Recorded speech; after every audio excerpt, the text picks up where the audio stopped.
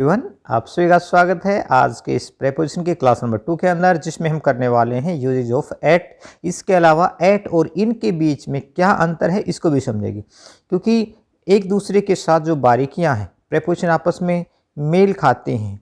Verb के साथ अलग अलग प्रेपोजिशन प्रयोग हो सकती हैं, लेकिन उनकी बारीकियों को समझे बगैर आप अच्छी तरह से प्रेपोजिशन को नहीं समझ पाएंगे। तो साथ ही साथ कंपेयर भी करेंगे हम एक प्रेपोजिशन का दूसरी प्रेपोजिशन के साथ। तो आज एट के नियम के साथ साथ इन के नियम को भी हम कंपेयर करके देखेंगे। ठीक है, तो कॉन्सेप्ट नंबर 1 है, एट का प्रयोग क्लॉक वैल्यू बताने वाले शब्दों से पहले होता है। क्लॉक वैल्यू का मतलब क्या होता है? जो समय के लिए बताने वाले जो शब्द होते हैं, समय सूचक जो शब्द होते हैं। जैसे he will reach at 8 o'clock, वह 8 बजे पहुंचेगा। शी केम एट 11 AM, वह 8 बजे आई। राम मेट मी एट 4:45, 4:45 पर राम मुझसे मिला। तो ये सारे जो शब्द हैं, ओ क्लॉक है, AM है, AM की जगह यहाँ पर PM भी हो सकता है। ठीक है, पास में हम। तो ये जो शब्द है AM और PM, या फिर कोई भी समय सूचक शब्द जो है, उनके साथ हम एट का प्रयोग करते हैं। कॉन्सेप्ट नंबर 2, एट का प्रयोग समय सूचक शब्द। देखो, वो तो क्लॉक वैल्यू के समय सूचक शब्द थे। ये क्या आते हैं? हमारे जो टाइम, समय की अलग अलग जो अवस्थाएं होती हैं, उनके साथ भी हम एट का प्रयोग करते हैं। अलग अलग अवस्थाओं का मतलब क्या है? जैसे सुबह का जो समय होता है, मॉर्निंग है, फिर इवनिंग है ना। इस तरह से टाइम की अलग अलग वैल्यूज होती हैं। ठीक है, तो एट डॉन, डॉन का मीनिंग है प्रभात, मॉर्निंग टाइम। एट सनराइज, सूर्योदय, जब सूर्य निकलता है। एट सनसेट, सूर्यास्त, जब सूर्य अस्त होता है। एट नून, दोपहर। एट डस्ट, गोधूली, शाम के समय को। ठीक है। एट मिडनाइट, आधी रात का समय। एट नाइट, रात के समय। At day break, day break का मतलब भोर, जो सुबह का जो समय होता है उसको हम क्या बोलते हैं? डे ब्रेक, दिन के निकलने को।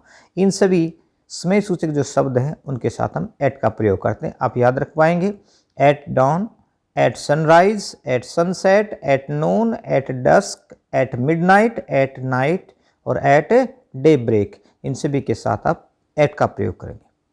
कॉन्सेप्ट नंबर 3, एट का प्रयोग bed time, a moment, juncture, minute, hour जैसे शब्दों से पहले भी होता है। जैसे she likes to talk to her mother at bed time, at bed time. तो ये शब्द आपने याद रखने, बेड टाइम से पहले एट लगेगा। There is no bus service at this hour, तो आवर शब्द से पहले एट लगता है। It was at this junction that everybody left him in the lunch, तो यहाँ पर लिखा आपने जंक्शन से पहले भी एट लगा। तो इन शब्दों को आप याद रखेंगे, bed time, a moment, junction, minute या आवर शब्दों से पहले एट का प्रयोग किया जाता है। अगला कॉन्सेप्ट है, एट का प्रयोग जो है एज मतलब उम्र तथा स्टेज ऑफ डेवलपमेंट, विकास का एक चरण। विकास का चरण का मतलब क्या है? देखिए, उम्र के अंदर क्या होता है? एक परिवर्तन होता रहता है। ठीक है, जैसे बच्चा, फिर किशोरावस्था, फिर वृद्धावस्था, इस प्रकार से जो अवस्थाएं होती है उसको स्टेज ऑफ डेवलपमेंट बोलते हैं, विकास के चरण। तो जहां पर भी एज या उससे संबंधित डेवलपमेंट दिखाया गया है वहां पर आप एट का प्रयोग करेंगे। एग्जाम्पल देखिए जरा,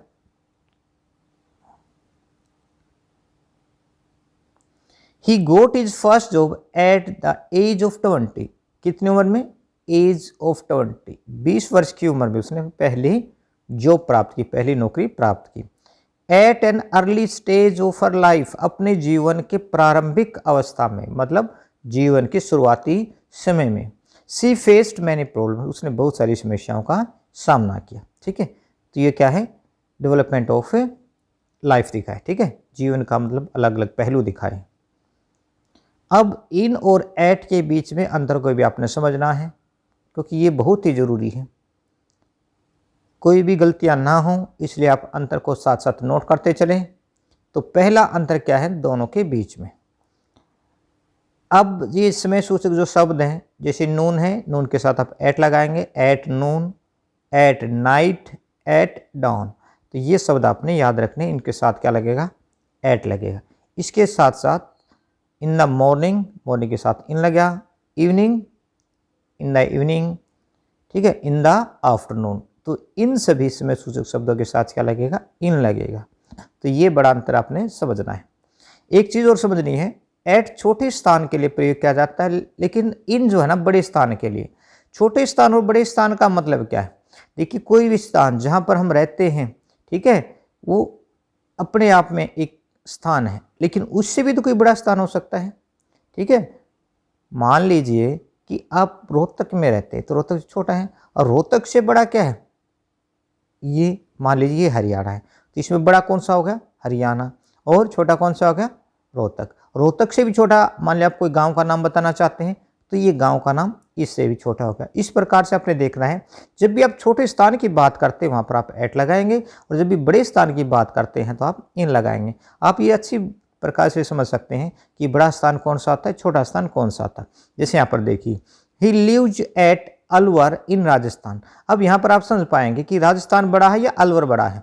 ठीक है, तो हमने देखा कि राजस्थान बड़ा है तो यहाँ पर इन लगा, राजस्थान से छोटा क्या है, अलवर है। ठीक है, तो इसके साथ अपना एट लगा। ऐसे ही देखो, I live at model town in Sonipat. Sonipat बड़ा है किससे, मॉडल टाउन से, तो हम मॉडल टाउन के लिए हमने एट का प्रयोग किया और सोनीपत के लिए इन का प्रयोग किया। तो बड़े और छोटे का अपने अंतर को समझना है। अब थोड़ा सा इसको और क्लियर करने के लिए एक नोट यहाँ पर दिया हुआ है। जब एक छोटा तथा एक बड़ा स्थान एक साथ दिए हुए हों, ध्यान करना, जब एक छोटा और एक बड़ा स्थान एक ही साथ दिए गए, मतलब एक ही सेंटेंस में दिए गए हों, तो ध्यान रहे कि छोटे स्थान से पहले क्या करेंगे, आप एट लगाएंगे, तब बड़े स्थान के लिए आप इन लगाएंगे, जैसे मैंने अभी ऊपर वाले एग्जाम्पल में बताया था आपको। और थोड़ा सा समझने के लिए एग्जाम्पल को समझेंगे तो और ज़्यादा क्लियर हो पाएगा। आई लिव एट सोनीपत इन हरियाणा। ध्यान दीजिएगा जरा, यहाँ मैंने सोनीपत के साथ इन लगाया था और यहाँ मैं सोनीपत के साथ एट लगा रहा हूँ। क्यों? अंतर समझना बहुत ही जरूरी है, क्योंकि यहाँ पर सोनीपत और एट, यहाँ पर दोनों में अंतर आप समझ पाएंगे कि सोनीपत के साथ इन क्यों लगा था और मॉडल टाउन के लिए हमने एट लगाया। तो यहाँ मॉडल टाउन और सोनीपत दोनों की तुलना यहाँ पर की जा रही थी, तो इससे बड़ा कौन सा है। ठीक है, अगर हम तुलना करें तो तुलना नहीं की जा रही, लेकिन अगर हम तुलना करके देखें तो बड़ा कौन सा है, सोनीपत बड़ा है, इससे छोटा ही क्या है, मॉडल टाउन है। ऐसे यहाँ पर हम देखें सोनीपत और हरियाणा में कौन सा बड़ा है, तो हरियाणा बड़ा हो गया, तो बड़े के लिए इन लगेगा, और यहाँ पर सोनीपत छोटा हिस्से हरियाणा से। तो एक ही वाक्य में जब इस तरह की सिचुएशन आपको नजर आती है कि छोटा स्थान भी दिया हुआ है, बड़ा भी दिया हुआ है, तो बड़े के लिए आप इन लगाएंगे और छोटे के लिए एट लगाएंगे। आगे देखो, I live at Delhi in India. देखो, इंडिया और दिल्ली की यदि आप तुलना करके देखिए तो बड़ा कौन है, इंडिया है, और छोटा कौन है यहाँ पर, दिल्ली है। यदि यही सेंटेंस सिंपल तरीके से पूछा जाए, यदि मान लीजिए सेंटेंस इतना ही आते हैं, आई लिव दिल्ली, तो यहाँ पर आप अगर सेंटेंस इतना ही आता है आई लिव दिल्ली, तो आप एट दिल्ली नहीं लगाएंगे उसमें पर, आई लिव इन दिल्ली लगाएंगे फिर। ठीक है, लेकिन जब भी सेंटेंस के अंदर क्या होता है, तुलनात्मक तरीका आपको दिखता है कि भाई इसमें बड़े और छोटे का अंतर दिखता है, तो उस समय आपको इस बात को समझ जाना चाहिए कि हम क्या करना चाहते हैं, क्या कर रहे हैं। भारत और दिल्ली के बीच के अंतर को हमने समझना है कि बड़ा कौन सा है, छोटा कौन सा है। ठीक है, अगला कॉन्सेप्ट, पॉइंट ऑफ टाइम, मतलब जब भी कोई निश्चित समय होता है उसके लिए आप एट का प्रयोग करेंगे, और पीरियड ऑफ टाइम, समय की अवधि के लिए आप प्रयोग करेंगे इनका। ठीक है, the train will arrive at 6 in the morning. अब समय बताया है कि भाई निश्चित टाइम है, क्योंकि ट्रेन का आने का समय क्या बताया है, 6 बजे जो है सुबह जो है वो ट्रेन पहुंचेगी। नेहरू डाइड इन 1964, ये पीरियड ऑफ टाइम हो गया कि नेहरू जो है 1964 में उनकी मृत्यु हुई थी। तो इस प्रकार से निश्चित समय और पीरियड ऑफ टाइम के लिए आप निश्चित समय आपको लगता है एट लगाएंगे, और पीरियड ऑफ टाइम लगता है वहाँ पर आप इनका प्रयोग करेंगे। अब निम्नलिखित जो वर्ब है ना वो आपने याद रखने हैं, इन वर्ब्स के साथ एट का प्रयोग किया जाता है, जैसे हमने पहली वीडियो में किए थे। ठीक है, इनके साथ जो वर्ब की थी, ऐसे ही आप एट प्रीपोजिशन के साथ कौन कौन सी वर्ब जो है वो एट अपने साथ एट प्रीपोजिशन लेती हैं वो अपने याद करनी। तो कैसे वर्ब याद करनी है, मैंने आपको पहले तरीका बताया था, वैसे बिल्कुल सेम तरीके से याद करनी है आपने। एंग्री एट, नाराज होना किसी पर, किसी विषय पर नाराज होना। देखो विद भी लगता है एंग्री के साथ, तो एंग्री विद, किसी व्यक्ति से नाराजगी दिखाते हैं तो एंग्री के साथ विद लगाएंगे। किसी विषय पर आप नाराज हैं, किसी टॉपिक को लेकर आप नाराज हैं, किसी की बात से नाराज हैं, तो आप एंग्री एट लगाएंगे। ठीक है, ये अंतर हम नेक्स्ट वीडियोस में या फिर जब भी हम सारे ये कर लेंगे तो फिर हम जो कंबाइन वाली हैं, मतलब आपस में जिनका आपस में कम्बिनेशन है, वो प्रीपोजिशन वो अलग से करेंगे, ठीक है, उसमें आप अच्छी तरह से अंतर को समझ पाएंगे। तो अभी आप एट के साथ लगने वाले वर्ब को समझेंगे। एंग्री एट किसी विषय पर नाराज होना, अराइव एट पहुंचना, एम एट निशाना लगाना, अलार्म्ड एट घबराना, अनाइड एट नाराज होना, एस्टोनिस्ड एट हैरान होना, बार्क एट भौंकना, फायर एट किसी पर गोली चलाना, गेज एट टकटकी लगाकर देखना, मतलब किसी को एक नज़र से देखने को गेज बोलते हैं, ठीक है, टकटकी लगाकर देखते हैं, घूर कर देखते हैं, तो वहाँ पर क्या कहेंगे, उसको हम गेज एट बोलेंगे। गुड एट किसी चीज़ में निपुण होना, ठीक है, जैसे ही इज़ गुड एट इंग्लिश, वो इंग्लिश में निपुण है।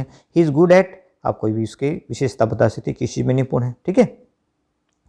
ग्लेड एट खुश होना, हिंट एट संकेत करना, नोक एट खटखटाना, खटखटाने को, दरवाजा खटखटाने को क्या बोलेंगे, नोक एट, तो नोक के साथ एट प्रीपोजिशन लगेगी। लाइव एट, ठीक है, live at, sorry, live at किसी छोटे स्थान पर रहना, लाफ एट किसी पर हंसना, ठीक है, लुक एट ध्यान से देखना, प्लीज्ड एट खुश होना, ठीक है, व्यवहार पर खुश होना, और क्विक एट किसी बात पर तेज होना, ठीक है, दिमागी रूप से तेज होने को क्या बोलते हैं, क्विक एट। और स्टेयर एट घूर घूर कर देखना, शॉक्ड एट दुखी होना, और वंडर एट हैरान होना। ये 21 वर्ब मैंने लिखी हैं जो कि मेन वर्ब है, ठीक है, वैसे तो और भी वर्ब हो सकते हैं, लेकिन जो वास्तव में प्रयोग की जाने वाली वर्ब हैं वो मैंने यहाँ पर लिखे हैं, ठीक है। अब एक छोटी सी एक्सरसाइज आप करके देखेंगे, उस इन और एट के अंतर को भी आपने समझना है। अगर कोई ऐसा हमारा सेंटेंस आता है जहाँ पर इन लगेगा तो आपने इन लगाना है, कोई ऐसा सेंटेंस आता है जहाँ पर एट लगेगा तो अपने एट को भी समझना है। The train will arrive at, ठीक है, यहाँ पर क्या लगेगा, एट प्रीपोजिशन लगेगी। कुछ सेंटेंस मैं कराता हूँ, कुछ आप कर लेना, ठीक है। अराइव एट, टाइम के लिए हम एट का प्रयोग करेंगे। द हंटर एम एट, अभी हमने किया था, वर्ब की थी, एम एट का मीनिंग होता है निशाना लगाना, ठीक है। द हंटर एम्ड कर लेना है, यहाँ पर एम्ड कर लेना है क्योंकि सेकंड फॉर्म लग बनाएंगे, ठीक है। The Hunter aimed at the bird, शिकारी ने पक्षी पर निशाना लगाया। दूसरा है आई लिव पलवल हरियाणा, देखो यहाँ पर दो स्थान दिए गए, एक पलवल और एक हरियाणा।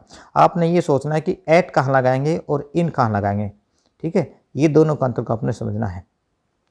तो हरियाणा बड़ा है तो यहाँ इसका मतलब इन लगेगा, और हरियाणा से छोटा क्या है, पलवल, तो यहाँ पर एट लगेगा, ठीक है। ये अंतर आपको बहुत ही अच्छी तरह से समझ में आ गया होगा। तो आई लिव दिल्ली, देखो आई लिव इन दिल्ली लगाएंगे, एट दिल्ली नहीं लगाएंगे। अगर यहाँ पर आगे भी कोई ऐसा स्थान दिया गया है तो फिर आप समझेंगे कि बड़ा कौन सा छोटा कौन सा, ठीक है। लेकिन अकेला दिया हुआ है तो आप समझ जाएंगे कि दिल्ली के साथ तो इन लगाना चाहिए क्योंकि बड़े शहर की बात की जा रही है। We arrived the station in time, तो वी अराइव के साथ प्रीपोजिशन लगती है एट, अराइव एट, ठीक है।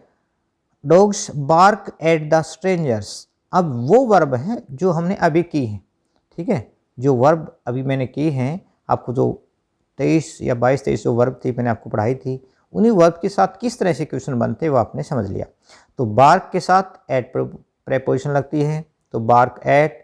ही इज़ गुड एट, बताया था ना, गुड एट निपुण होना किस चीज़ में, ठीक है। She was glad at, glad at का खुश होना, ठीक है। तो जब आप प्रीपोजिशन और वर्ब का कम्बिनेशन याद कर लेते हैं तो आपको पूरा सेंटेंस पढ़ने की आवश्यकता नहीं है, केवल आप किसको समझेंगे, वर्ब को समझेंगे, और वर्ब के साथ कौन सी प्रीपोजिशन लगेगी आप बड़े आसानी से लगा सकते हैं। तो नॉक एट अभी हमने किया था खटखटाने के लिए, लाफ एट किसी पर हंसना, ठीक है, लुक एट ध्यान से देखना, I am wondering eight, wonder के साथ भी एट लगता है।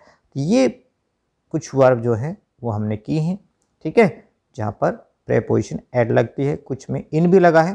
तो बाकी जो सेंटेंसेस बचे हैं वो आप करके देखना, ठीक है। 15 सेंटेंसेस इस एक्सरसाइज में हैं, कुछ मैंने करा दी, कुछ आप करके देखना।